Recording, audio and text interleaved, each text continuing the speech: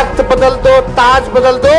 की सरकार बनी, लालू जी ने आरक्षण चोर है। सरकार चाचा जी पलट गए हमारे, हाईजैक हो गए उधर। अब उनसे बिहार से उम्र में हमको उनकी फिक्र होती है, लेकिन वोट का राज मतलब छोट का राज।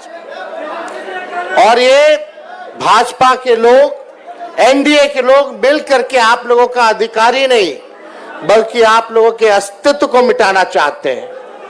और हम सब लोगों को इस लड़ाई में एकजुट होकर के अपने अपने मत का, अपने अपने वोट का रक्षा ही नहीं करना बल्कि ये बेईमान जो लोग सरकार में बैठे हैं इनको उठा के हम लोगों को फेंकने का काम करना है।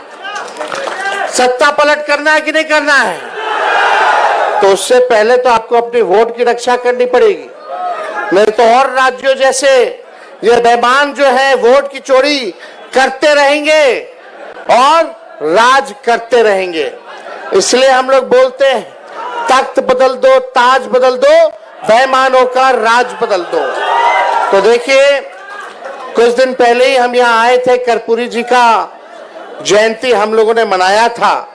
उसमें सारी बातें कहे थे हम लोग, लेकिन एक दो पॉइंट जो है हम चाहेंगे आपको याद दिला दें।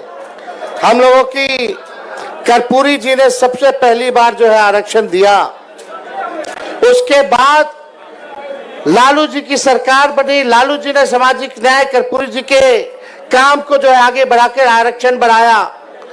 राबड़ी देवी जी की सरकार बनी, उससे ज्यादा आरक्षण बढ़ाया।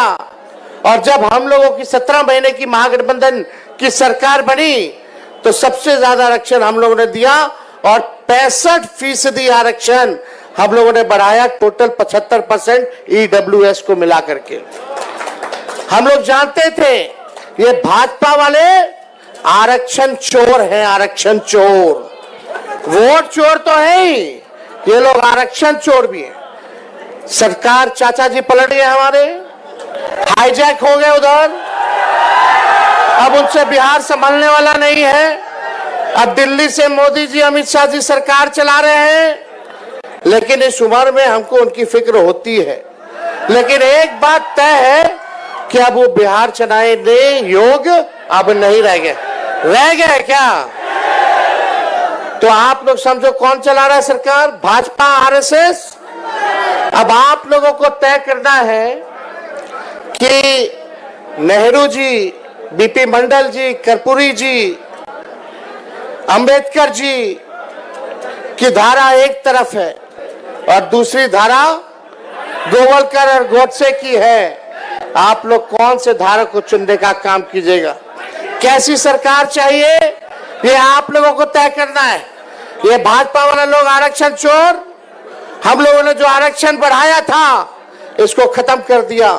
हम लोग कहते रह गए चीख चीख के, अनुसूची 9 में डालिए।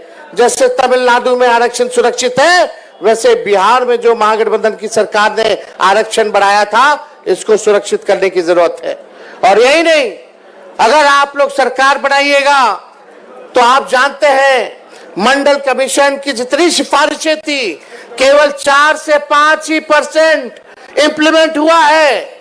हमारी सरकार बनेगी, इंडिया की सरकार बनेगी तो आप समझिए सारी सिफारिशों को हम लोग जो है लागू कराने का काम करेंगे और सबको जो है अधिकार देने का काम किया जाएगा। तो ज्यादा कुछ ना कहते हुए आगे यात्रा में भी हम सब लोगों को जाना है और राहुल गांधी जी को भी आपके समक्ष जो है बात रखनी है। लेकिन एक बार बताइए, आरक्षण चोर कौन है?